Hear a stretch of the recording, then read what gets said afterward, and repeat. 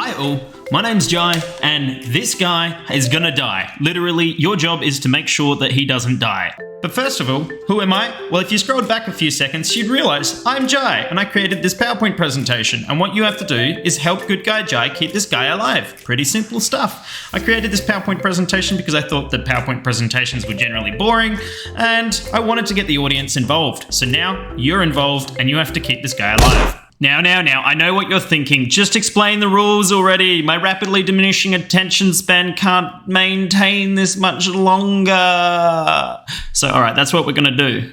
Now, the premise of this game is actually quite simple. You're going to follow a SOC analyst called Gingey McGinge, which is definitely not a brother of Bodie McBoatface or Trainee McTrainface. If you don't know about them, Google it!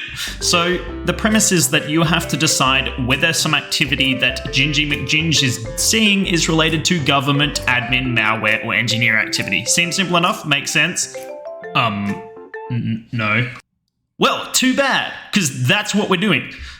Basically, after a cyber intrusion occurs, both government and private industry go on a bit of a goose chase to attribute exactly who orchestrated that particular intrusion. In this particular case, we are seeing behavior that's going off in an EDR alert, and we have to determine if this was created by government, malware, engineer. Okay, so if an EDR alert goes off, you are getting context. You are getting behavioral context on exactly what the EDR alert has triggered on, and that's what you got to base your decision on. That's what you're looking at here. You just see an EDR alert and you have to think, okay, was this a government-based intrusion? Was this admin doing something silly? Was this malware that's going to launch that's a criminal-motivated intrusion? Or was this an engineer or a developer doing something stupid? That is the premise of it. Okay, I got it, nailed it. As this is simple EDR, patent pending, and isn't remotely good, we only get 4 things to look at, right? A suspicious process can be run, Gingey can find an artifact of interest, a suspicious modification can be made to the system, and a suspicious network connection can be made. That's it. Make your attribution based on that. After committing manslaughter, there is a lessons learned report so that you can not kill Gingey in the future. Let's go on to level 1, Gamaroo Gorge. Make your decision. Government, admin, malware, or engineer. Now, normally in the presentation, I'd give you about a minute to make this decision, but you're watching a video, so you can just pause it if you need more time. So, if you chose government, you killed him, he's dead, you've already... If you were one of those smart cookies who chose admin, he's also dead. I don't think you understood the rules of the game. If you chose engineer... What? You thought I was going to say malware first? No, that's the right answer. Because engineer kills you! I'm saving the right answers for the end, so you can probably infer which one's right. Cool! So yeah, just like a USB kill will absolutely destroy your computer, this USB kills Gingey. Frowny face. For those of you who decided that this was from malware or an e-crime actor, congratulations! Gingey does an awkward front flip and lands and gets the star. Why is the front flip so awkward, you ask? Well, I made this with PowerPoint. Give me a break. So yeah, in the real world, what we were looking at here is Gamaroo, also known as Andromeda. I might be pronouncing it wrong. I don't know. I've only read it. And this is essentially a worm that's transmitted through USBs. It will essentially move all the files on your USB into a hidden folder and then make a link file that will run the malware in that hidden folder and then open up the hidden folder as if it looks like a folder. And then essentially it will use run DLL32 executable to execute a malicious DLL. So to identify this, you can look for run DLL32.exe pointing to a long file name with a long extension, and all this is sort of a randomly exported function that's associated with it, and that's everything that comes after the comma is the function in a run DLL32 command. To mitigate it, well, the botnet was disrupted in 2017 by law enforcement, which sort of took down a lot of the C2 infrastructure. But you can look at blocking run DLL32.exe running against non-DLL files, showing the hidden files, and using your security tools to identify that this is present on a USB. See, that wasn't so hard, was it? You're doing well. Let's up the ante. As you can see, that was associated with malware because it was from an e-crime actor. Now, let's move on to level 2, which is get to the chopper! For those of you who are sitting here crying, going, come on, let me analyze that ASPX file, I want to reverse it. I know that there's a .NET file that gets compiled when it's first accessed. I can look at that, I can look at the ASPX file, I can see what it's doing. No, zip. You must make your decision now. Okay, time's up. If you chose admin, you will quite literally get killed by a rat. Not the kind of rat that you got to use to determine if you got COVID or not, because let's be honest, no one can get access to that. And not the kind of rat that gives you access to someone's system if it's installed on it. Hopefully it's your own system, but if you're a criminal, you're probably... So, yeah, no, you literally get killed, but you are dead. Yep, try again. If you were one of the people who chose malware, whoa, you're cleaned up by a turtle. Wow, that's one fast turtle. I wonder where that's from.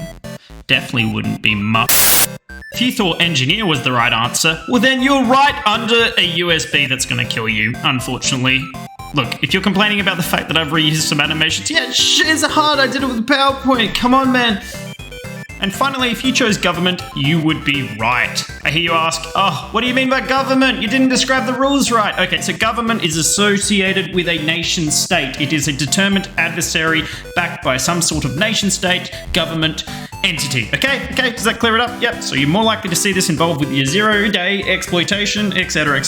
Cool, let's move on. So the ASPX file that you would have been seeing here is a variant of China Chopper. Now, China Chopper is a tiny web shell with a lot of capability. It's basically an eval shell, and a lot of the heavy lifting is actually done by the China Chopper client, which is running on the adversary system. The China Chopper client will make particular post requests to this ASPX file. It also comes in other variants, so it can also be a PHP file, for example, or an ASP file, and this will interpret what's being sent to it, perform the particular command on the operating system, or the server, I should say, the either W3WP process or IIS process. And like I mentioned, it also comes in a PHP variant, so it could be running on something like Apache. And so essentially what this is, like I said, it's very small, and you can send the post requests and even do stuff like File Explorer on the operating system. In database management, you can get a virtual terminal to run commands on it. But one of its trademarks, at least in the way that this client is set up by default, is that it will spawn a command line parameter that has this and echo brackets s brackets and cd and echo brackets e brackets. I know that's a bit of a mouthful, but that is a signature within the particular command line of the standard China Chopper client, because this is actually what it's using to interpret the variables which are posted to the particular web shell. And so some ways that you can actually stop it from running is to set the .NET trust levels on ASPX or on a web server. If you set it to anything except for full, then it can't run the unmanaged code here, and it won't actually run any of the evaluation statements that you're sending to it. Although on a lot of systems, such as the Exchange server, which is what this 0-day was exploiting in this particular case, it can actually break particular components of it. So like with all these recommended mitigations, you should definitely test these. Congrats! If you've made it this far, you are up to level 3, which is Pilot Piper. And no, it's not Pied Piper, and it doesn't have the middle out compression. And if you want to know about the middle out compression, you're going full length. 4, see? Oh, from the middle out. That does make sense. Like 2 shake weights. Yeah. So let's make like this shake weight and get to new heights. I mean, help Gingey down from the height that he's currently in. You have 3, 2, 1. Okay, your time is up. That's right, your time is up. So, if you chose admin, Gingey seems like he's had one too many of the Duffman beer and has crashed into the distance. Unfortunately, he has died. Try again. If you were someone who chose malware, Gingey takes a much more coordinated approach by traveling down and boom, he's taken out by a rogue USB. What was he going through the air for? No one knows. If you chose engineer, well, you know what they say about engineers. Without them, an aeroplane will fall apart and you will fly to the ground. So yeah, in this particular case, engineer was also not the right answer. I'm so sorry. And finally, if you chose government, it is smooth sailing down to that star. So, what were we actually looking at here? Well, this was the Pipemon implant, and it consists of a print processor DLL that's been signed with some certificates that were previously stolen.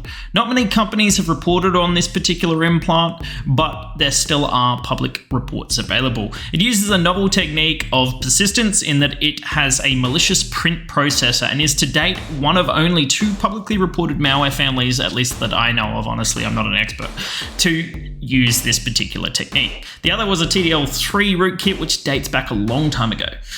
And what it does is it causes a malicious DLL to be executed by spoolsv.exe, which is the print spooler process. If we want to identify this, we should keep track of print processes that are installed, as it's probably not likely that a lot of printers are going to be installed outside of what you've already got in your organization. Files that have unusual extensions as well, particularly within this directory, so it should really only contain DLLs, and this was using things without the DLL extension. And you should also be looking for sort of encrypted payloads in the registry, at least in particular locations where this is known to store it. Looking at unusual child processes of the printer spooler is a perfect way to detect a lot of these things, in that there's I guess more than one of these vulnerabilities nowadays that's going to cause the printer spooler to spawn a child process that maybe it shouldn't. Mitigation: if you're able to hook the add print processor and get print process directory API calls, that's exactly what this implant essentially used to set this up, so you can prevent the install of the print processor files and keys, which will then prevent this from happening. Now, this requires admin rights, so if you restrict all your admin rights and make sure that they can't escalate to put this in, you're gonna keep yourself safe there as well. It should be noted that this is publicly reported as fairly targeted to particular people within the gaming industry, in that they want to remain access in those particular organizations for whatever TTPs that they want to remain access for, whatever their goals and objectives are. All right, so how you doing? You holding in there? You doing well? Yep, you're holding in? Yep. How many times have you killed the ginger? What do you have against gingers? So, if you are still with me, we are now up to level 4, which is why me? You have to make your choice in 3, 2, 1. If you chose government because the last 2 were government and you thought it had to have been government this time, you're wrong, and Batman stole the star. No, stuff for you. No, stuff for you. Okay, so you've decided malware was the right answer. No worries, except Harley Quinn kicks you in the face and then just sort of disappears into the ether. Why? I'll tell you why. PowerPoint presentations are hot! So you're clutching at straws and thought this had to be an engineer. And while one could probably argue that it could be a developer trying to do this stuff, you're wrong, because the Joker's going to come out and steal the star. I'm a horrible person. And if you chose admin, Gingey will use his extremely long grappling hook and grab the star, thus succeeding at the challenge. Congratulations. You did it. Okay, so what were you looking at here? Well, you were looking at someone using PowerShell to get an idea of any kind of persistent WMI subscriptions that are present on a system. Now, persistent WMI subscriptions are seldom used anywhere outside of normal SCCM monitoring. And why might an administrator be enumerating them? Well, he's probably enumerating them to see whether there's any kind of subscription set up to run a crypto miner, because these are commonly used with crypto mining malware. They're not usually used outside of that. They used to be in the past, but now that they're more known, they're not so much. They require 3 components, which is an action and a payload, which is known as the consumer, a filter, which is the trigger conditions, and a binding, which links them together. Without the 3 of those, it's unable to function.